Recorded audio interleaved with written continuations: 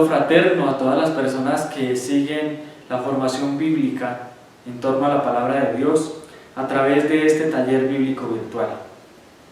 En esta noche nos acompaña el diácono Andrés Felipe Rojas Saavedra con el tema El Neuma y la vida que se hace en palabra de Dios. Andrés Felipe Rojas Saavedra es diácono de la Congregación de la Misión de la provincia de Colombia, bachiller canónico en Sagrada Teología por la Universidad Pontificia Bolivariana de Medellín. Hasta el año pasado fue el asesor de la Escuela Bíblica del Seminario y actualmente es misionero en el Bajo Cauca, en Guaranda, Sucre. Le damos la bienvenida al diácono Andrés Felipe y esperamos que la reflexión que nos va a compartir en torno a este tema sea de gran provecho para nuestra reflexión en torno a la palabra.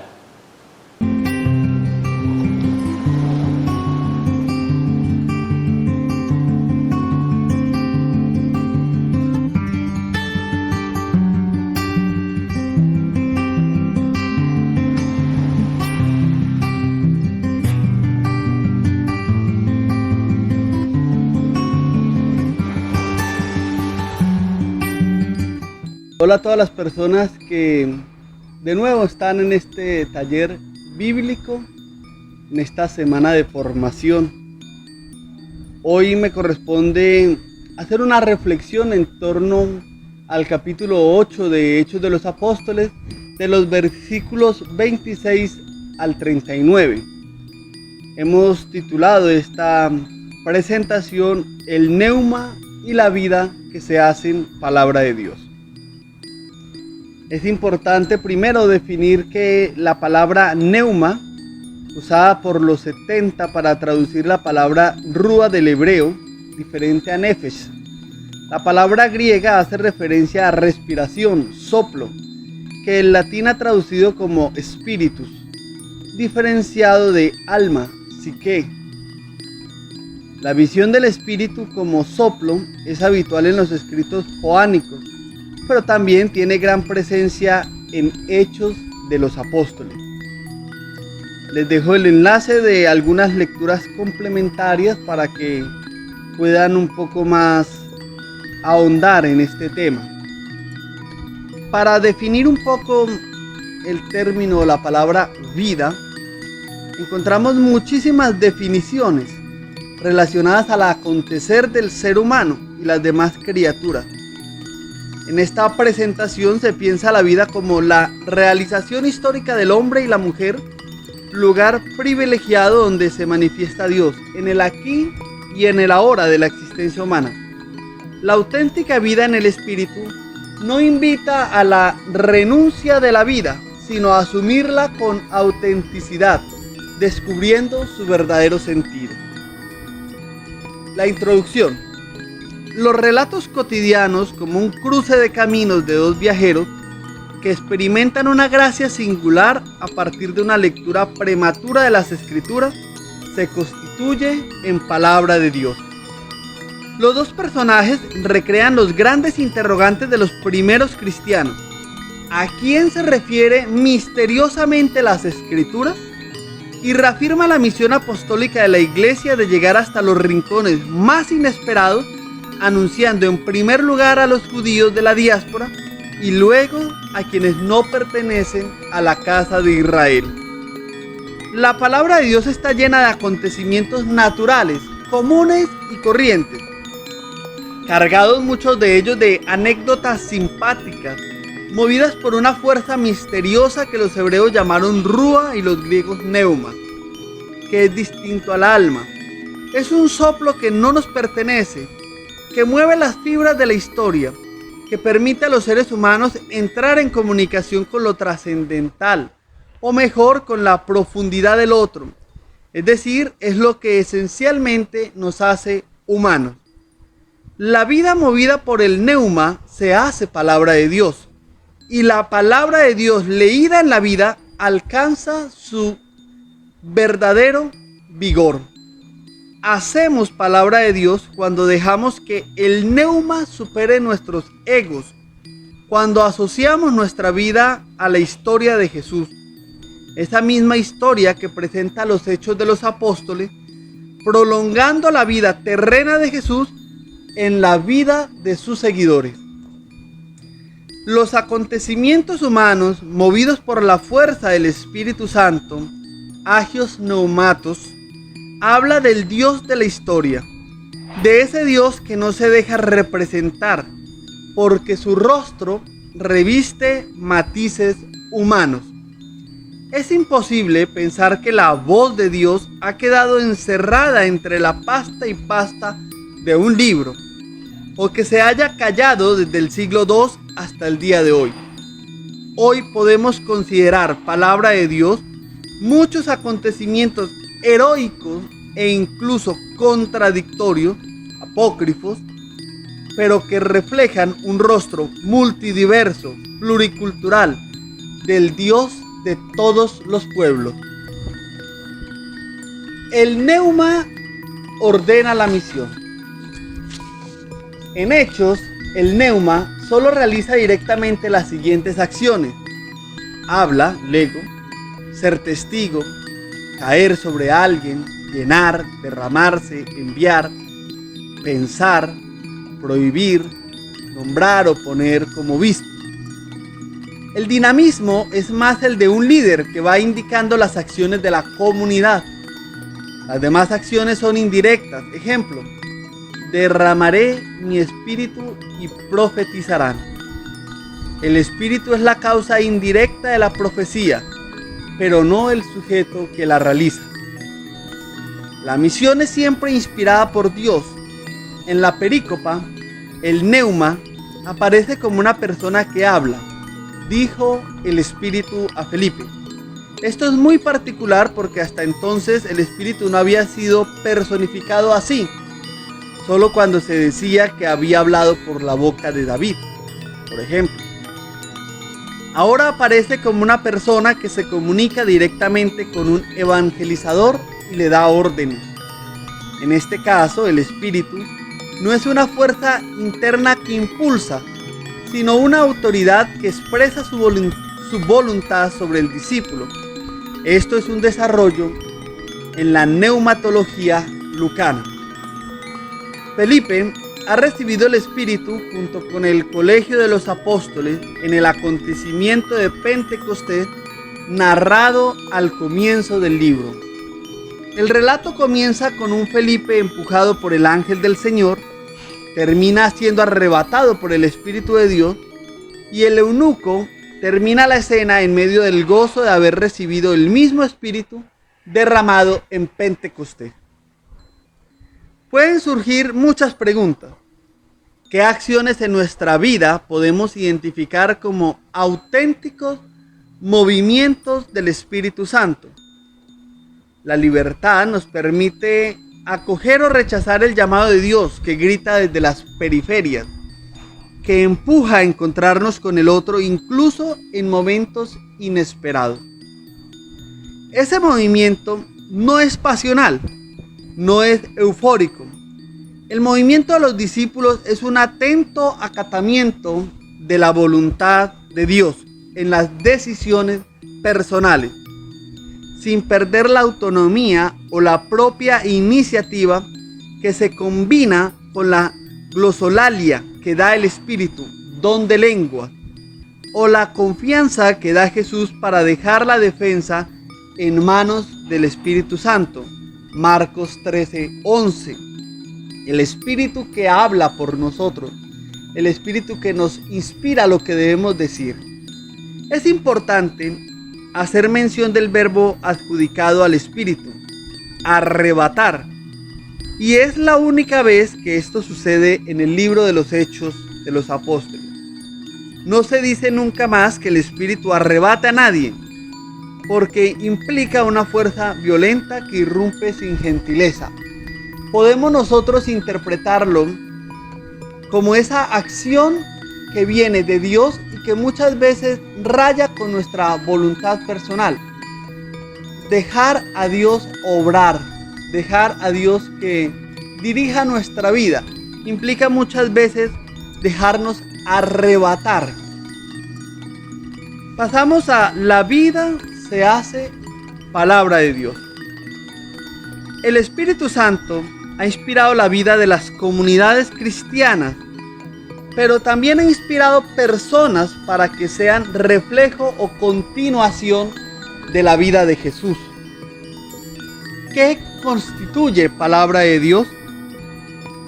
Podríamos decir que los acontecimientos humanos, pero sucede que en la palabra de Dios hay acontecimientos pocos ortodoxos, incluso personajes de doble moral, o inclusive, vistos desde una óptica histórica actual, perturbadores.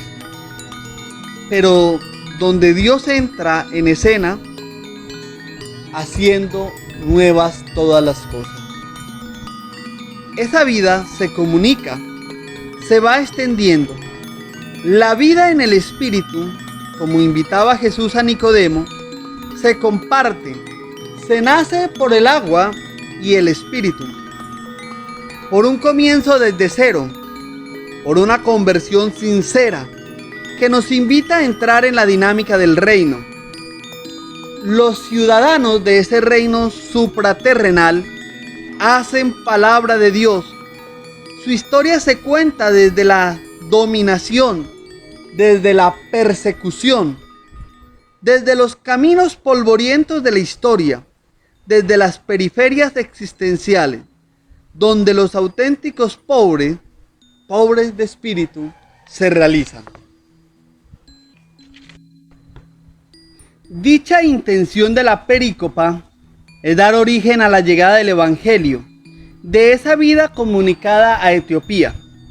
El personaje es un eunuco, miembro probablemente de la corte de un reino, es decir, un funcionario real. La pregunta frente a su naturaleza es misteriosa. ¿Se trataría de un judío o de un pagano? De ser judío, vendría a conectarse con las otras conversiones de judíos en masa. Pero de ser pagano, sería el primero y sería algo sorprendente, ya que la cuestión de los paganos solo viene a zanjarse en los capítulos 10 en adelante. Por lo tanto, conforme a Joseph Augustin Fitzmayer, descarta que el etíope fuera pagano y eunuco corporalmente hablando. Se trata de un judío o un prosélito. Al parecer, la presentación de este personaje puede entenderse en relación al texto de Isaías 56, 3, 4. Ustedes van a ver en pantalla. Eunuco, según el diccionario bíblico de la editorial Herder 1970, viene del templo. El etíope es presentado como alto funcionario. Dejamos sin decidir si la palabra griega eunucos, que hemos traducido simplemente por eunuco, se refiere realmente a un castrado, como con frecuencia se encontraba en Oriente entre los oficiales de la corte. La palabra griega propiamente no obliga a tal suposición. Esta cuestión está relacionada con otra, a saber, si el etíope era pagano o judío. Si era eunuco, difícilmente podría ser judío. Esto se funda en la prescripción legal del Deuteronomio 23:1, según la cual un eunuco ni siquiera podía ser acogido como prosélito en la sociedad judía. Hasta ahí dicha cita. El personaje puede representar una comunidad lejana que ha recibido el Evangelio. Lucas ha puesto su énfasis en los modos como se expandió el Evangelio más que en la identidad de este hombre. Las acciones del personaje representan una búsqueda espiritual, un deseo fervoroso de encontrar con profundidad el sentido de las Escrituras. Leer en voz alta es un ejercicio recomendado por los maestros judíos. No solo se ve la palabra, sino que se oye y se recita con los labios. El deseo de la iglesia primitiva es dar un nuevo y más profundo sentido a las Escrituras. Los sentimientos de ansia y frustración reflejan el deseo del etíope de resolver la intriga. El llamado velo que oculta el corazón de las profecías veterotestamentarias, como afirmaría Pablo, dicho velo ha sido develado por Cristo. Sin Cristo vuelve ese velo. El texto que va leyendo el etíope no reviste tanta fuerza como otros versículos del siervo sufriente en Isaías. Como cordero fue llevado al matadero, y como oveja ante sus trasquiladores se enmudeció y ya no abrió la boca. En su humillación, de juicio fue privado, mas su generación, ¿quién la contará? Porque es quitada de la tierra su vida. Esto porque Lucas no hace mucho énfasis a la muerte expiatoria de Jesús, sino a la importancia salvífica de la resurrección de Jesús, como también afirma el teólogo Kursinger. Concluye Fitzmayer, abro comillas, este entendimiento ontológico del siervo de Isaías es importante para la teología lucana, pues enseña a los cristianos cómo ellos pueden aprender a interpretar las escrituras hebreas y aprenderlo de otros, del mismo modo que el eunuco suplicó a Felipe que se las interpretara. La escena termina con una petición hecha en forma de pregunta. Aquí hay agua. ¿Qué me impide ser bautizado? Nada les impide a los nuevos miembros de la comunidad cristiana recibir el bautismo. Para ellos es importante la fe.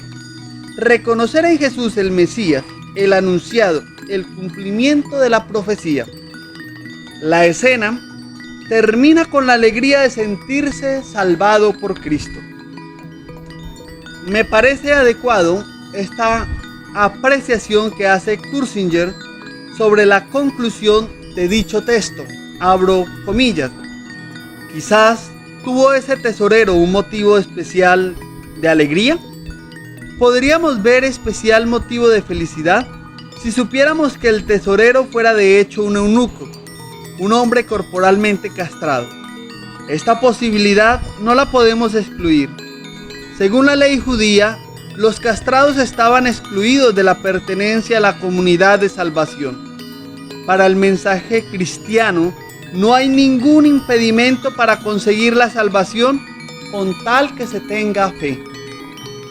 Cuando el evangelio cristiano permite que se bauticen los castrados, cumple la promesa que asimismo hace Isaías para el tiempo mesiánico, cuando dice: ni tampoco diga el eunuco, he aquí que yo soy un tronco seco, porque esto dice el Señor a los eunucos: les daré un lugar en mi casa y dentro de mis muros, y un nombre más apreciable que el que les daría a los hijos o hijas, darles yo un nombre sempiterno que jamás se acabará. Si se hace esta suposición, quizás adquiriría un sentido muy determinado la pregunta del etíope: ¿qué impide que yo sea bautizado? Sin embargo, aunque no se haga esta suposición, nos resultaría comprensible la alegría con que el tesorero regresó a su patria. Cierro comillas. La escena nos recuerda otro pasaje lucano, Emaús. Lucas ha escrito la historia de la primitiva comunidad cristiana tomando como modelo su historia de Jesús. Dicha frase es de Fitzmayer. Felipe es aquel que entra misteriosamente en escena, y como lo hizo Jesús con esos peregrinos camino a Emaús, les pregunta qué van conversando por el camino, y explicando verdaderamente el sentido de la escritura, se revela Cristo, quien hace camino con ellos hasta la fracción del pan, donde termina con la expresión gozosa: ardía nuestro corazón. Esa experiencia personal de vida abre varios interrogantes. ¿Cuál sería la intención del texto? Hablar de un personaje o de un pueblo que reconoce la figura de Jesús en los profetas. O por el contrario, la historia es una parábola que busca despertar la conciencia en los judíos que están más cerca del corazón del judaísmo y que aún permanecen impávidos ante el mensaje del crucificado. Porque resulta que aquellos no observantes identifican con más facilidad el misterio del siervo sufriente. A modo de conclusión, la iglesia primitiva entiende su misión a la luz del movimiento misterioso de la fuerza del soplo del Espíritu Santo. Dicha actividad cotidiana, normal, auténticamente humana, se constituye palabra de Dios.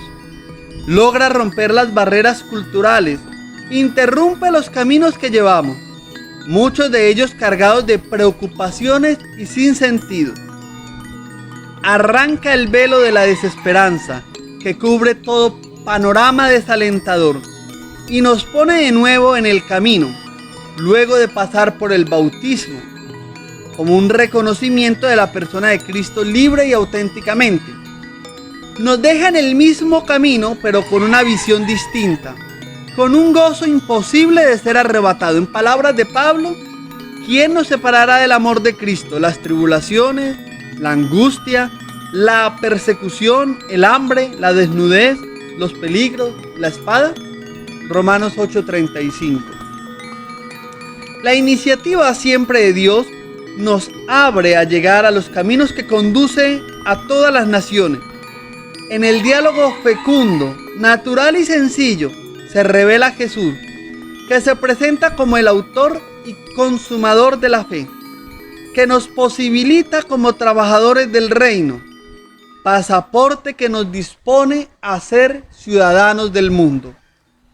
Ese binomio, Neuma y Zoe, o vida, constituye la palabra de Dios, leída en la vida, inspirada por el Espíritu, que nos habla de la historia de la humanidad, que intenta entender los misterios divinos que permanecen cubiertos por el velo de nuestra incredulidad. La palabra de Dios revela lo propiamente humano, que ha sido transformado por aquel que ha decidido nacer de nuevo, por medio de la inmersión en las aguas que se agitaban en ese arjén de la creación, el agua como un nuevo origen de vida. A partir de este texto podemos hacernos varias preguntas. ¿De qué manera yo he dejado que el Espíritu Santo dirija mi vida? Permita que mi existencia se convierta en palabra de Dios. ¿De qué manera también he leído los acontecimientos humanos como auténticas manifestaciones de Dios? Podemos también preguntarnos de qué manera soy agente de alegría, de conversión, de cambio para los otros. ¿De qué manera irrumpo en la vida de los demás para darles un mensaje de esperanza? Dicho texto nos abre las puertas de la historia actual de nuestra iglesia para hacer caminos nuevos, hacer caminos auténticos, seguir creyendo que Dios hoy nos habla desde la cotidianidad, pero sobre todo, y es muy importante reconocer que leyendo las Escrituras con un corazón abierto a nuestros tiempos, abierto a los signos de los tiempos, podemos nosotros interpretar el verdadero sentido de las Escrituras, que fueron inspiradas por ese Espíritu Santo que nos inspira hoy a encontrar de nuevo a Jesús en el fondo del mensaje que se nos esconde, en el misterio que se nos abre como una posibilidad para comprender esa palabra de Dios que nos mueve, que nos alienta, que nos alimenta. Muchas gracias.